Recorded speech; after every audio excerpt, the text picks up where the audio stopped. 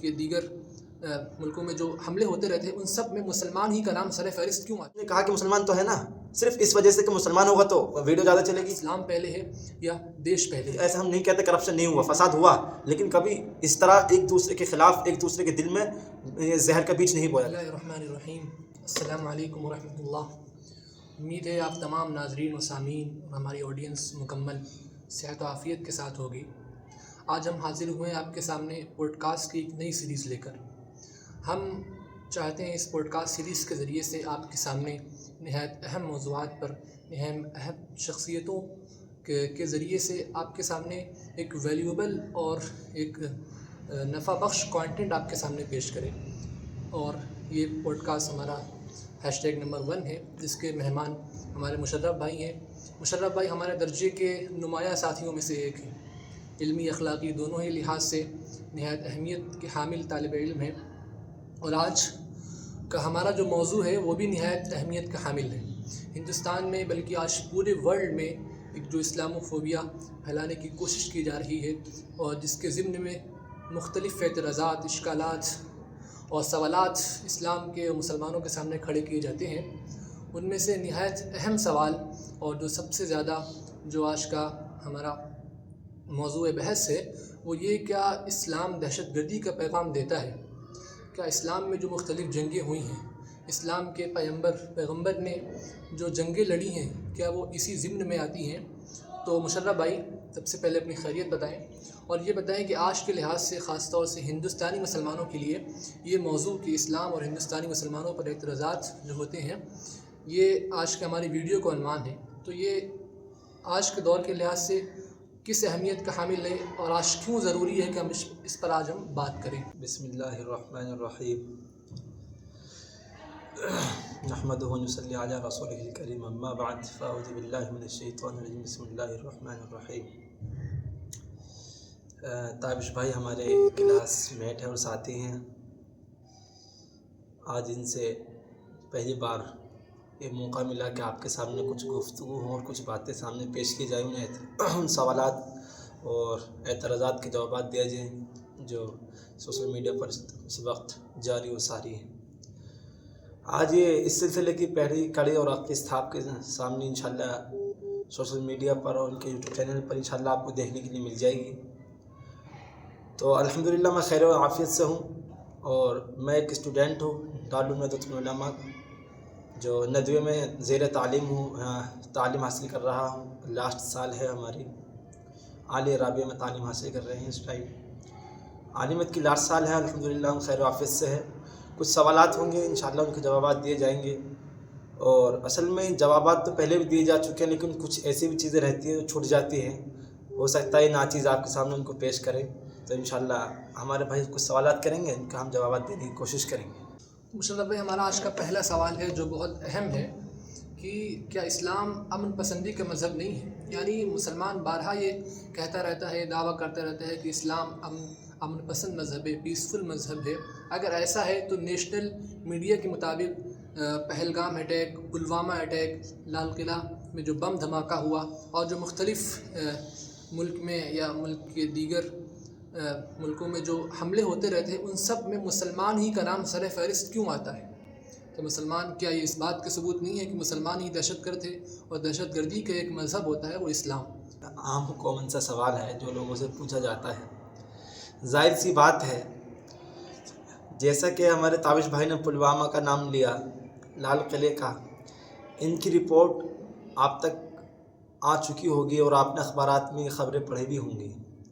اب تک لال قلعہ ایسے کتنے واقعات ہیں جس میں صرف مسلمان ہی کو ٹارگیٹ و نشانہ بنایا جاتا ہے. آپ کو یاد ہوگا تقریباً 1-1.5 سال یہ پرانی بات ہے. کیا آپ اس کو بھی ٹیررزم کہیں گے؟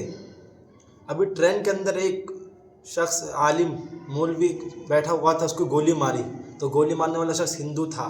کیا آپ اس کو کہیں گے جہادی؟ صرف ہمارے کرتے پاجامے داڑھی کو دیکھ کر آپ کو جہاد نظر آتا ہے. آپ دیکھ لیجئے، ابھی پلوامہ کا انہوں نے نام لیا، پلوامہ میں اب تک رپورٹ پوری صاف طور پر نہیں آ پائی. ایک گروپ تھا جس کا نیشنل انویسٹیگیشن ایجنسی، اس کے سپرد وہ کیا گیا تھا کہ وہ اس پر تحقیق کرے، تفتیش، وہ تفتیشی گروپ تھا कि इन्होंने तहकीक, लेकिन एक जैश मोहम्मदी, मैंने इस पर रिसर्च किया था, टॉपिक मैंने आर्टिकल भी पढ़ा था, इसमें मैंने वीडियोस भी देखी, तो सब ने जैश मोहम्मदी का नाम लिया। यानी जैश मोहम्मदी एक ग्रुप है जिसको मतलब ये जिहाद का नाम दिया गया कि वो जिहादी इस तरह करते हैं। तो किसी के मतलब आप मीडिया को देखिए कितनी चीज़ें मीडिया झूठ दिखाती है। हर किसी वीडियो में मुसलमान को टारगेट किया जाता है। एक बार मैं एक वीडियो देख रहा था, उसमें गैर मुस्लिम खातून खुद अपनी ज़ुबान से एतराफ़ करती है कि पाँच लड़कों ने रेप किया, गैंग रेप किया। उसमें 4 हिंदू थे, एक मुसलमान था। 4 हिंदू थे, एक मुसलमान था। तो जो मुख्य आरोपी था वो मुसलमान नहीं था, वो शरीक जुर्म था। 4 मुख्य आरोपी थे। तो जो उसका ज़िम्मेदार था, जिसमें मतलब खबरें चलाई जाती हैं, जो उसके ज़िम्मेदार था, तो उसने कहा कि मुसलमान तो है ना, सिर्फ इस वजह से कि मुसलमान होगा तो वीडियो ज़्यादा चलेगी, उन पर नाम आएंगे। तो ये सब झूठी खबरें, ऐसी नहीं है। आप देख लीजिए, गांधी जी को मानने वाला मुसलमान था या हिंदू था? इंदिरा को मानने वाला गांधी मुसलमान था या हिंदू था? बताइए आप। तो देखिए, टेररिज्म का कोई मज़हब नहीं होता। ईसाई हो, सिख हो, मुसलमान हो, कोई भी किसी का धर्म का हो, जो भी गलत करेगा उसको सज़ा मिलनी चाहिए।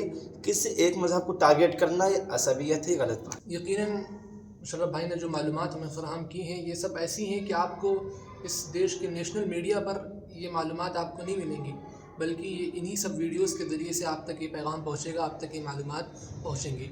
तो आज का हमारा दूसरा सवाल ये है कि मुशर्रफ भाई, अगर हम लोग हिंदुस्तानी हैं और 1947 में हमारे पास ये मौका इख्तियार था कि हम वहाँ चले जाएँ, पाकिस्तान चले जाएँ या यहीं रहें, तो इसके बावजूद भी हमसे हमारी देशभक्ति के सबूत और हम दलीलें मांगी जाती हैं।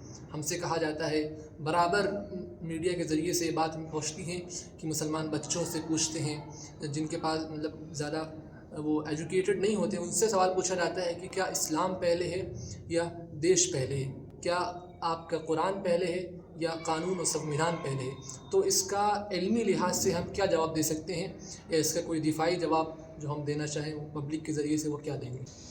सबसे अहम पॉइंट की बात आप याद रखिए। देखिए, तालीम याफ्ता होना बहुत ज़रूरी है, इल्म बहुत ज़रूरी है।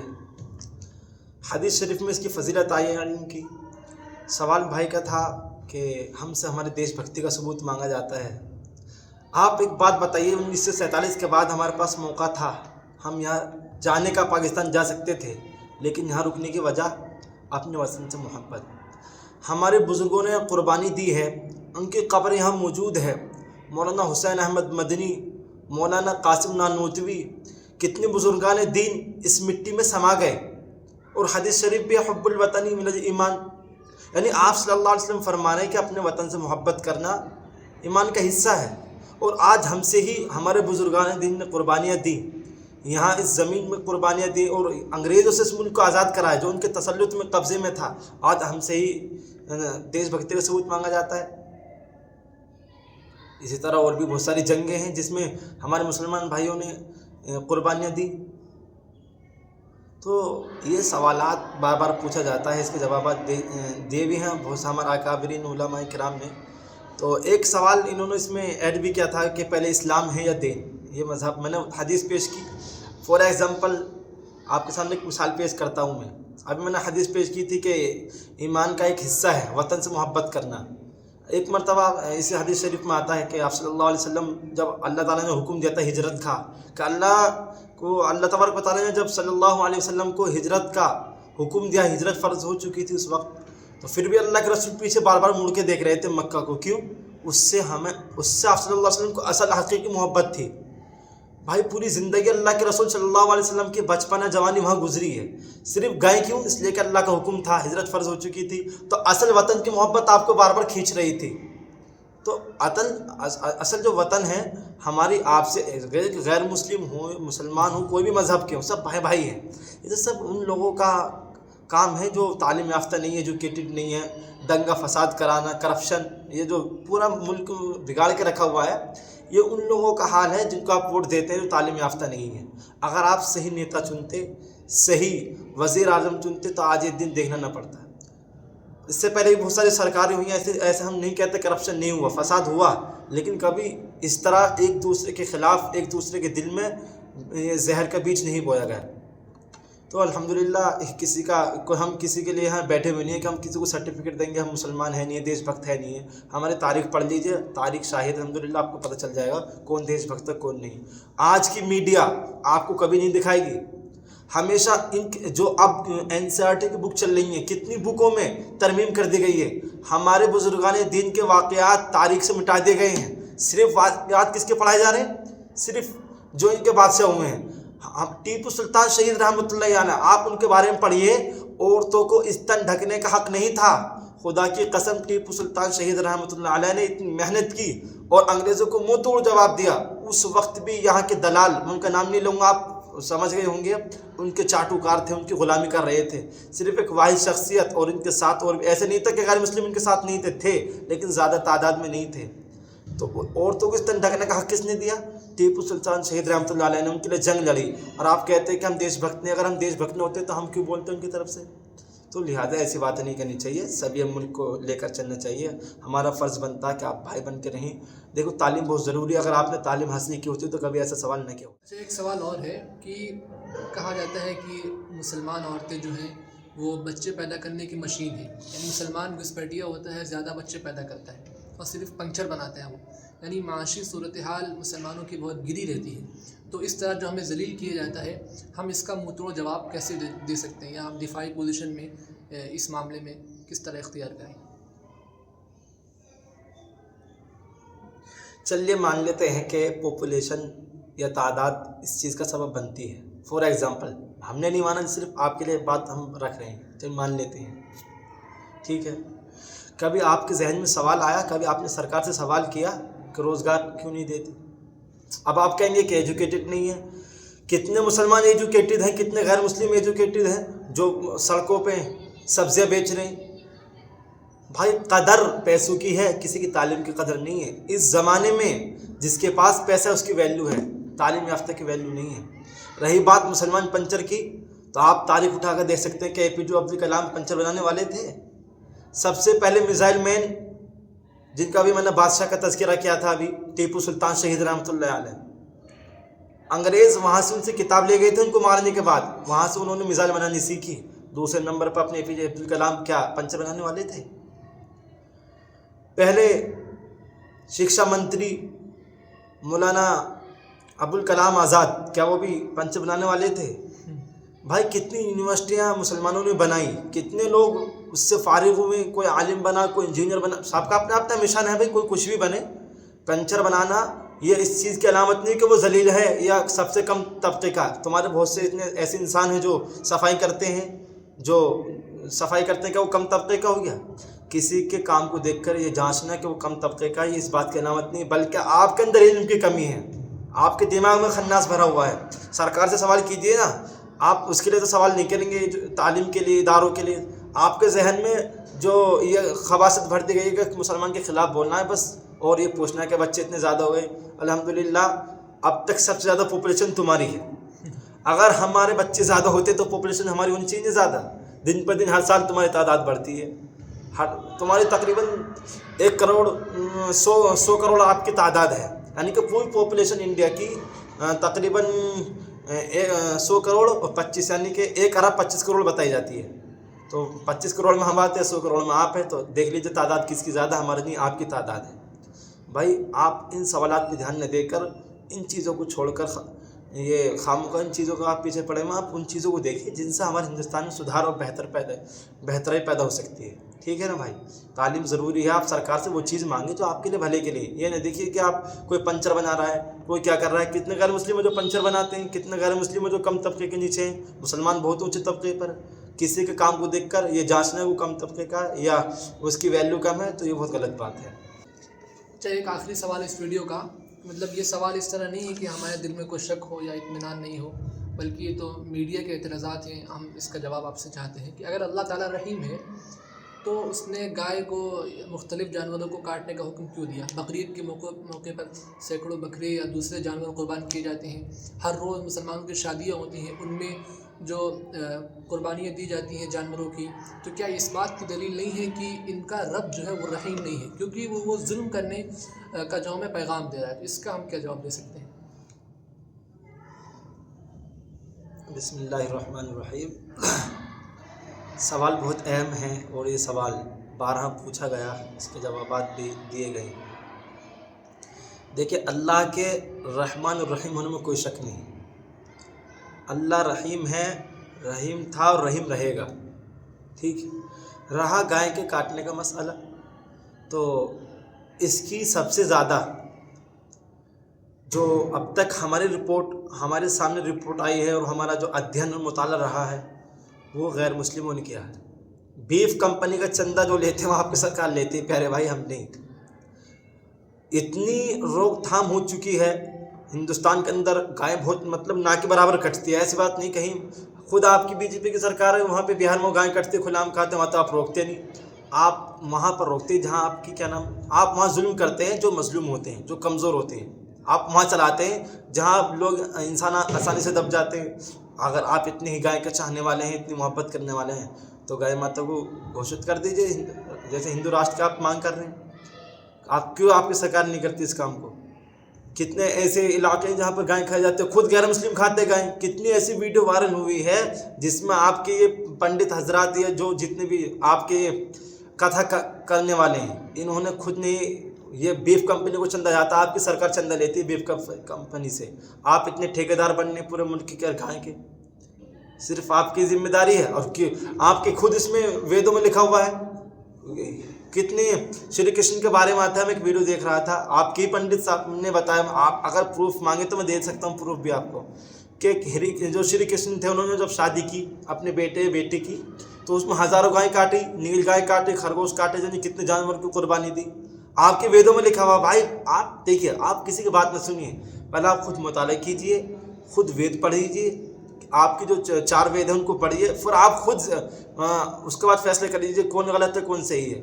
گائے کا تذکرہ ہے، دیکھیے آپ سوچئے، خود انومان لگائیے، وہ جانور کو کاٹنے کا کیوں حکم نہیں دیا؟ ان کا جو ماس ہے، جو اس میں وہ ہے، اس میں بیکٹیریا ہے، اس کے اندر وہ چیز ہے جو آپ کے جسم کو نقصان پہنچا سکتی ہے۔ لیکن گائے ہیں، یہ چیزیں ہیں، یہ عام طور پہ انسان کھاتا ہے۔ خود آپ کے بھی وہ سپریم کورٹ کے جج صاحب تو انہوں نے کہا تھا کہ میں گائے ماتا نہیں مانتا، میں گائے کھاتا ہوں۔ تو یہ تو آپ کی ڈھکوسلہ بازی ہے، تو آپ TRT کے لیے، پاپولیرٹی کے لیے، اپنے مشہور ہونے کے لیے کام کرتے ہیں۔ یہ اس چیز کا کوئی وہ نہیں ہے۔ گائے کاٹنا اس چیز کا علامت نہیں کہ ہم وہ ہیں رحم دل نہیں ہے۔ خود آپ کے کتنے مندر ہیں، ابھی تمل ناڈو اور تیلگو میں وہ مندر ہے، اس کی یہ رسم چلتی ہوئی آ رہی ہے، خود یہ کتاب میں بھی ہے، اور رپورٹ بھی آپ کو میں پیش کر سکتا ہوں۔ وہاں ہر سال بکرا اور یہ کاٹتے ہیں، مرغا وغیرہ، اور ہمارے ہاں تو ذبح کیا جاتا ہے، اس کا طریقہ بتایا جاتا ہے۔ آپ کے وہاں تڑپا چھوڑ دیا جاتا ہے، کاٹتے ہیں، گردن الگ کر دیتے ہیں، اور جسم کہیں اور پڑا ہوا ہوتا ہے، اور تڑپتا رہتا ہے وہ، جبکہ اس کا طریقہ کاٹنے کا بھی یہ نہیں ہے۔ تو آپ کے دھرم میں زیادہ یہ ہتیا ہوتی ہے، ہمارے دھرم میں اتنی نہیں ہوتی۔ اگر آپ بقول آپ کا اگر آپ اسے ہتیا مانتے ہیں، ہم ہتیا نہیں مانتے، تو اللہ کا حکم ہے۔ اور صرف گوشت کھانا کوئی سنت و فرض نہیں ہے، قربانی بھی اس وجہ سے ہے کہ حضرت ابراہیم علیہ السلام نے کی تھی، اور موقع پر کھانا ہے، فرض واجب نہیں ہے۔ یہ تو کوئی مہمان آ گیا، آپ نے کھا لیا، سبزی بھی کھاتے ہیں، آپ کے لوگ زیادہ کھاتے ہیں، تو بھائی یہ بھید بھاؤ نہیں کیجیے۔ اصل جو مین چیز میں نے ابھی پہلے ویڈیو میں بتایا تھا، اس پر فوکس کیجیے۔ آپ سرکار سے ان چیزوں کو مانگ کیجیے جس میں ہندوستان کے اندر بہترائی ہو، آپ کی زندگی میں بہترائی ہو۔ آپ کو آٹا دے دیا جاتا ہے مہینے میں، کچھ چند گیہوں دے دیے جاتے ہیں، اور کچھ پیسے آپ اس میں خوش ہیں۔ تو بھائی مستقبل دیکھیے، اپنے فیوچر دیکھیے، حالات بہت خراب ہے، مناسب حالات نہیں ہیں۔